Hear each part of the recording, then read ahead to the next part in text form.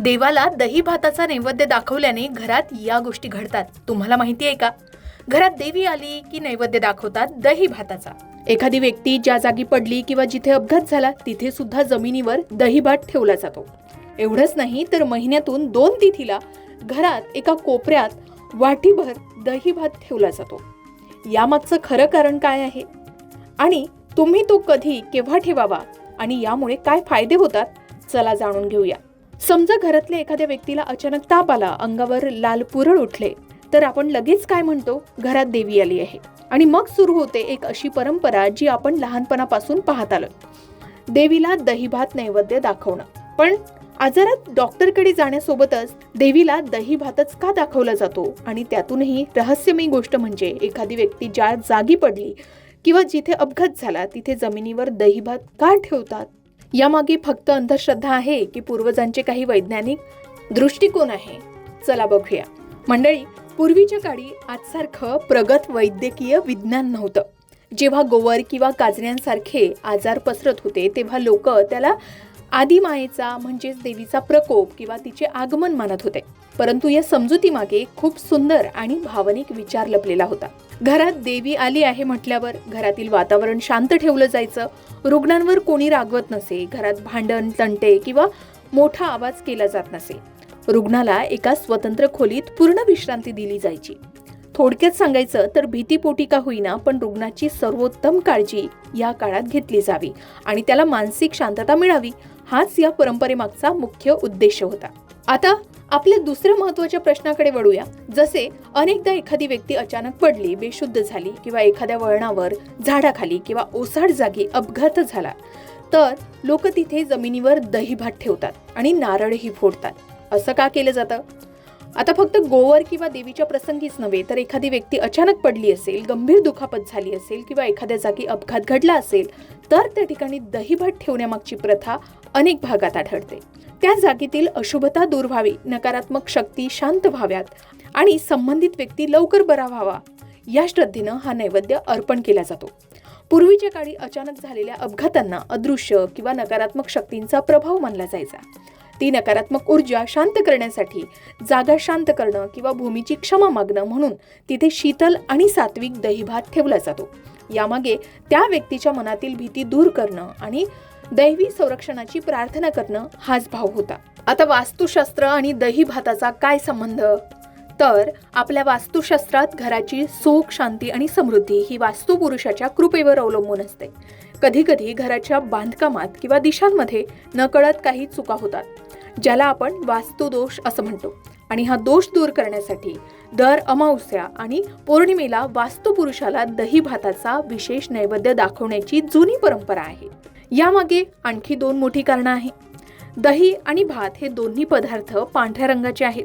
ज्योतिषशास्त्रात पांढरा रंग हा मनाचा कारक म्हणजे चंद्र मानला जातो आणि शुक्र सुख समृद्धीचा कारक यांच्याशी जोडला गेलाय. हा नैवेद्य दाखवल्याने वास्तूतील चंद्र आणि शुक्राचे दोष दूर होतात अशी मान्यता आहे. आता दही हे शीतल म्हणजे थंड मानले जाते. घराच्या ईशान्य कोपऱ्यात वास्तुपुरुषाचे शिर असते म्हणजे डोकं असतं.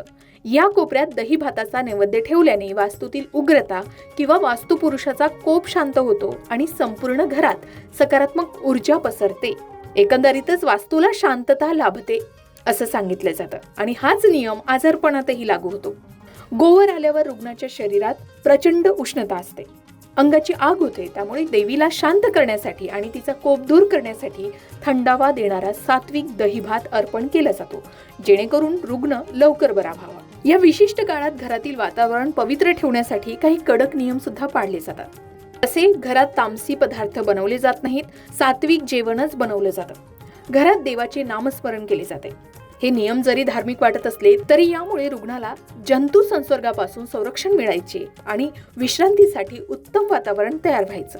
आता वास्तुशास्त्रातील तज्ञांच्या मते वास्तुपुरुषाला प्रसन्न करण्यासाठी आणि घरातील नकारात्मक शक्तींचा नाश करण्यासाठी दही भाताचा नैवेद्य हा सर्वात श्रेष्ठ आणि प्रभावी मानला गेलाय. आता दही भातच का दाखवला जातो हे आपण जाणून घेतलंय. एकतर शुक्र आणि चंद्राचं बळ प्राप्त व्हावं म्हणून आणि वास्तूला शांतता लाभावी म्हणून, त्याचबरोबर नकारात्मकतेचा नाश व्हावा म्हणून अमावस्येच्या दिवशी दही भात नैवेद्य म्हणून दाखवला जातो, कारण अमावस्येच्या दिवशी नकारात्मक ऊर्जा जास्त सक्रिय असते. दही भाताचा नैवेद्य या नकारात्मक लहरींना शोषून घेतो आणि घरात सुख समृद्धीचे वारे वाहू लागतात. आता नैवेद्य दाखवण्याची अचूक पद्धत आणि नियम सुद्धा तितकेच गरजेचे आहे. जसे की हा नैवेद्य कसा तयार करावा, तर स्वच्छ धुतलेल्या तांदळाचा मऊ भात शिजवून तो पूर्णपणे थंड झाल्यावर त्यात ताजे घट्ट दही घालावे आणि हा भात नैवेद्यासाठी वापरावा. कधी दाखवावा, तर आधी सांगितल्याप्रमाणे महिन्यातल्या 2 तिथी या प्रमुख मानल्या जातात. जसे अमावस्या किंवा पौर्णिमेच्या दिवशी, संध्याकाळी प्रदोष काळात किंवा दुपारच्या मुख्य जेवणाच्या वेळी हा नैवेद्य दाखवला जातो. आता हा कुठे दाखवावा, तर हा नैवेद्य एका स्वच्छ पानात किंवा केळीच्या पानांवर काढून घराच्या ईशान्य कोपऱ्यात, म्हणजे ईशान्य दिशेला किंवा देव्हाऱ्यासमोर वास्तुपुरुषाचं स्मरण करून ठेवावा असं सांगितलं जातं. आता घरात दाखवलेल्या या दही भाताच्या नैवेद्याचं नंतर काय करावं हाही प्रश्न आहेच. मग काही भागातील परंपरेनुसार नैवेद्य दाखवल्यानंतर काही वेळाने हा भात घरातील सदस्य मिळून प्रसाद म्हणून खातात. आपणही हा प्रसाद म्हणून ग्रहण करावा किंवा घराजवळील एखाद्या झाडाच्या मुळाशी ठेवावा, पशुपक्ष्यांना खाऊ घालावा. यामुळे वास्तुदोष त्वरित दूर होतात असं म्हटलं जातं. आता ही संपूर्ण माहिती सामान्य गृहीतकांवर आधारित आहे किंवा अनेक भागात अशा परंपरा आजही पाळल्या जातात. आपापल्या भागातील प्रथा पद्धतीनुसार आपण हे उपाय करू शकता. पण मंडळी, व्हिडिओच्या शेवटी एक महत्त्वाची आणि जबाबदार गोष्ट मला तुम्हाला सांगायची आहे की देवीला दहीभात नैवेद्य दाखवणं, पूजा करणं ही आपल्या संस्कृतीची, श्रद्धेची बाजू आहे आणि ती मनाला नक्कीच मोठा आधार देते.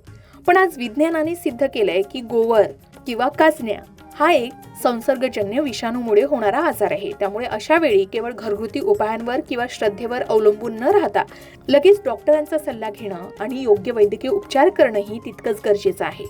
श्रद्धा मनाला ताकद देत असली तरी वैद्यकीय उपचार शरीराला बरे करतात. यामुळे या दोन्ही गोष्टींचा योग्य समतोल राखणं हेच शहाणपण आहे. तर मंडळी, पूर्वजांच्या या परंपरांमागे किती सखोल विचार आणि रुग्णांबद्दलची काळजी दडलेली होती हे आज आपण बघितलं. तुम्हाला ही माहिती कशी वाटली कमेंट करून नक्की सांगा. आणि तुमच्या भागात अशी काही पद्धत पाळली जाते का, आणि दही भात नैवेद्य कधी आणि कशासाठी दिला जातो, तुमच्या भागातील काही वेगळं कारण असेल तर तेही लिहायला विसरू नका. अशाच प्रकारे सण, उत्सव, व्रतवैकल्य, उपासना, पूजाविधी या संबंधित आणखी काही माहिती हवी असेल किंवा वास्तुशास्त्र, अंकशास्त्र, ज्योतिषशास्त्र या विषयावर तुमच्या मनात काही शंका असतील तर त्या कमेंट बॉक्समध्ये नक्की विचारा.